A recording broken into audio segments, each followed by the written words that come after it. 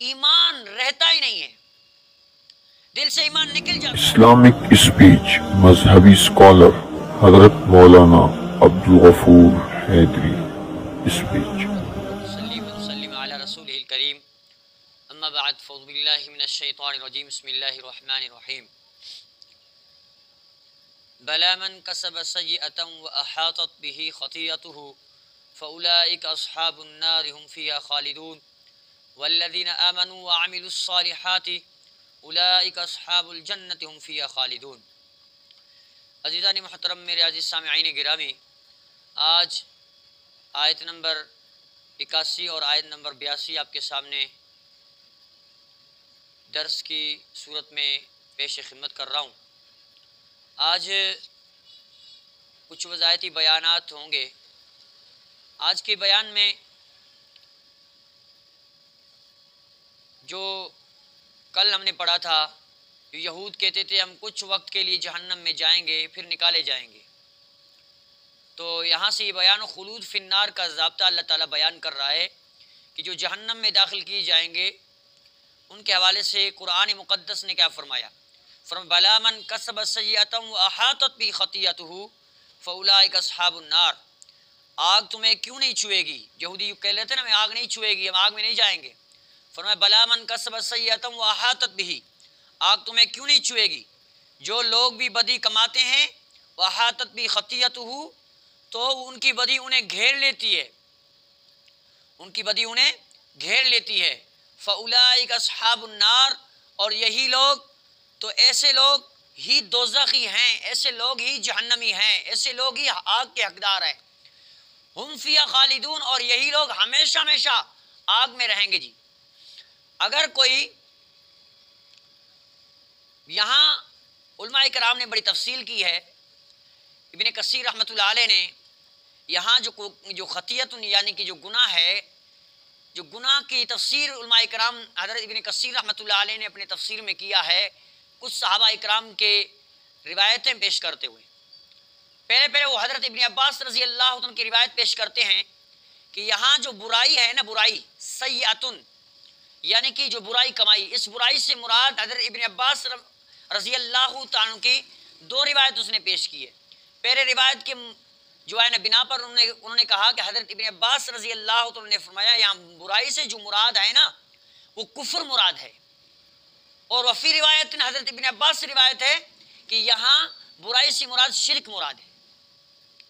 اور اسی طرح ابن کثیر رحمۃ اللہ علیہ نے حضرت ابن مجاہد رحمۃ اللہ علیہ، حضرت اکرمہ رحمۃ اللہ علیہ، حضرت حسن، حضرت قتادہ اور ربیع بن انس سے جو روایت کی ہیں، فرمایا اس سیئۃ سے جو مراد ہے وہ کبیرہ گناہ مراد ہے، جو عمل کے تہ تک وہ گناہ چلے جاتے ہیں جس سے ایمان بالکل خارج ہو جاتا ہے۔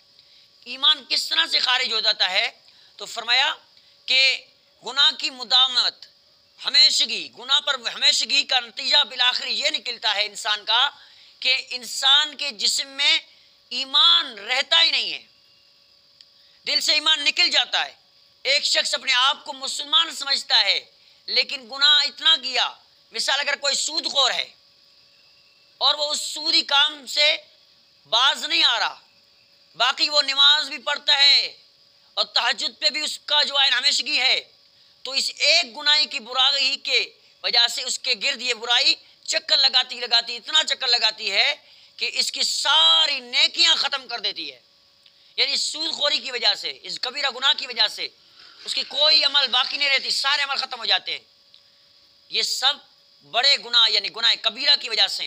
ان کی مثال ایسے ہے جیسے کہ کوئی دیمک ہوتی ہے نا، لکڑی کو کھاتی ہے، لکڑی ہے، دیوار دروازہ ہے یا کھڑکی وغیرہ ہے، تو اس کو دیمک چاٹ رہی ہوتی ہے اندر سے، کھا کھا کھا کے آخر میں اوپر والا جو پتلا سا جو ہے نا ریشہ چھوڑ جاتا ہے، وہ ایک باریک سی پرت اس کے اوپر سے چھوڑ دیتی ہے جو اوپر ہوتی ہے، لگتی تو باہر سے بہت خوبصورت ہوتی ہے لیکن دیمک اندر سے اس کو چاٹ کھوکھلا کر چکا ہوتا ہے۔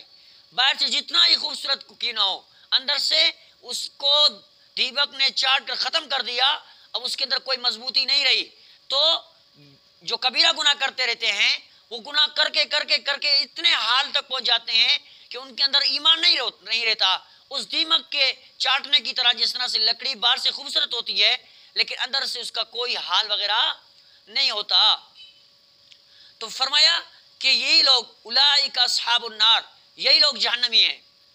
تو جو لوگ ہمیشگی اس پہ کرتے ہیں گناہوں پہ، مسند احمد کے اندر روایت موجود ہے کہ رسول اللہ صلی اللہ علیہ وسلم نے فرمایا کہ گناہوں کو حقیر نہ سمجھو۔ ہاں، ایسے نہیں کہ آپ نے گناہوں کو چھوٹا سمجھا، حقیر سمجھا، کہ گناہوں کو حقیر نہ سمجھو، وہ گناہ ایک ایک ایک کر کے سب جمع ہو کر انسان کو ہلاکت کے سرے تک پہنچا دیتے ہیں، یعنی کہ انسان کے ہلاکت کا سبب بنتی ہیں۔ مثال، اگر کوئی ایک آدمی، بہت سارے آدمی ایک ایک لکڑی لائیں، بہت سارے آدمی ہوں ایک ایک لکڑی لائیں، اب سارے آدمیوں کا ایک ایک لکڑی لانے سے یہ نہیں کہیں گے کہ ایک ایک لکڑی سب نے لایا ہے۔ اب لایا تو لکڑی سب نے ایک ایک ہے، لیکن کثرت زیادہ تھی، 100 تھے، 1000 بندے تھے، لاکھ بندے تھے۔ اب لاکھ بندوں نے ایک ایک لکڑی لائی، 100 بندوں نے ایک ایک لکڑی لائی، 1000 بندوں نے ایک ایک لکڑی لائی۔ اب یہاں پہ کیا ہوگا کہ یہاں لکڑیوں کا انبار جمع ہو جائے گا۔ تو گناہوں کا سبب یہی ہے، ایک گناہ کر دیا، یار ایک معمولی سی گناہ، ایک چھوٹی سی گناہ ہم نے کر لی، نہیں فرمایا نہیں، گناہ کو حقیر نہیں سمجھو۔ مسند احمد میں روایت رسول اللہ صلی اللہ علیہ وسلم موجود ہے۔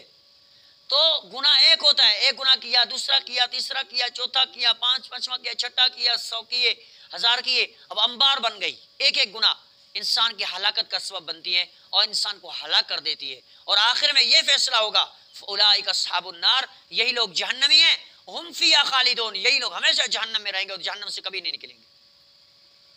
میری بات سمجھ آ رہی کہ نہیں آ رہی؟ فرمایا والذین آمنوا وعملوا الصالحات، اور وہ جو ایمان لائے اور عمل صالح کیے۔ ایمان اور عمل صالح کے لیے یہ شرط نہیں ہے کہ آپ نے بڑے جو ہے نا مسافر خانے کھول دیے، یتیم خانے کھول دیے، جو ہے نا مسجدیں بنا دی، خود تو مسجد بنا دی ہے، ہاں جی، وہ اقبال کہتا ہے نا، مسجد تو بنا دی شب بھر میں، برسوں سے نمازی بن نہ سکا۔ مسجد تو بنا دی شب بھر میں، برسوں سے نمازی بن نہ سکا۔ ہاں، تو اسی طرح سے ہم اپنے اندر تبدیلی لائیں۔ ایمان یہ ہے، ایمان کاملہ یہ ہے کہ گناہوں سے خود دور ہو جائیں۔ یہ مسافر خانے، یہ بڑے بڑے جو ہے نا آپ نے جو ہے نا رفعی ادارے کھول دیے، لیکن آپ نیکی کام نہیں کر رہے، آپ خود شراب پی رہے ہیں، آپ خود زانی ہیں، آپ خود سود خور ہیں، اور آپ کا جو نیکی کا کام چل رہا ہے، آپ نے جو لوگوں کے رفعی ادارے کھولے ہیں وہ آپ کے سارے سود کے پیسے سے چل رہے ہیں، تو بھائی آپ کو کہاں ثواب ملے گا؟ یہ ایمان نہیں ہے۔ ایمان کامل وہ ہے والذین آمنوا وعملوا الصالحات، وہ جو ایمان بھی لائے اور عمل صالح بھی کرے۔ ایمان بھی لائے، جو ایمان لاتے ہیں، والذین آمنوا، جو ایمان لاتے ہیں اور عمل صالح بھی کرتے ہیں، نیک عمل بھی کرتے ہیں، اولئک اصحاب الجنہ، اور یہی لوگ جنت کے حقدار ہیں، اور یہی لوگ جنت پہ جائیں گے، ہم فیہا خالدون، اور ہمیشہ ہمیشہ وہ جنت میں ہوں گے۔ خلاصہ یہ ہوا کہ اس ضابطے کی ضد جو کافر کر رہے تھے یہودی، ہاں، ان کا ابدی جہنمی ہونا ثابت یہ کیا ہے کیونکہ حضرت موسیٰ علیہ السلام خاتم النبیین نہیں ہیں، عیسیٰ علیہ السلام بھی خاتم النبیین نہیں ہیں، خاتم النبیین حضرت محمد صلی اللہ علیہ وسلم ہیں۔ ہم پیچھے پڑھا کہ یہودی حضرت موسیٰ علیہ السلام پہ ایمان لا کر انہوں نے بس دنگ کر لیا کہ ہم موسیٰ علیہ السلام پہ ایمان لاتے ہیں۔ اب عیسیٰ علیہ السلام کی حکومت دور نبوت آئی، انہوں نے عیسیٰ علیہ السلام کی نبوت کے اندر بھی انہوں نے حضرت عیسیٰ علیہ السلام کا اقرار نہیں کیا، موسیٰ کے دین پر ڈٹے رہے، اور نبی علیہ السلام کے جو آئے نا نبوت میں آئے، انہوں نے موسیٰ علیہ السلام کے دین پہ ڈٹے رہے، تو فرمایا خاتم النبیین رسول اللہ صلی اللہ علیہ وسلم ہے۔ اب تو یہود کا جو انکار کرنے کا جو حق ہے نا، ان کو کافروں میں شمار کر دیتا ہے، اور اس لیے ضابطے کی روح سے وہ کون یہودی، وہ بھی خالد فی النار ہوں گے، ہمیشہ ہمیشہ جہنمی ہوں گے۔ تو ان کا دعویٰ مذکور دلیل قطعی سے باطل ٹھہرا، جو وہ کہتے تھے ہمیں جہنم کی آگ چھو نہیں سکتی۔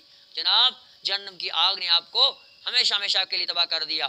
وہی دیکھیں، میں پیچھے والی آیت پہ ایک تھوڑا سا ایک واقعہ گزارش کرتا ہوں، ایک بات آپ کے اوپر رکھتا ہوں۔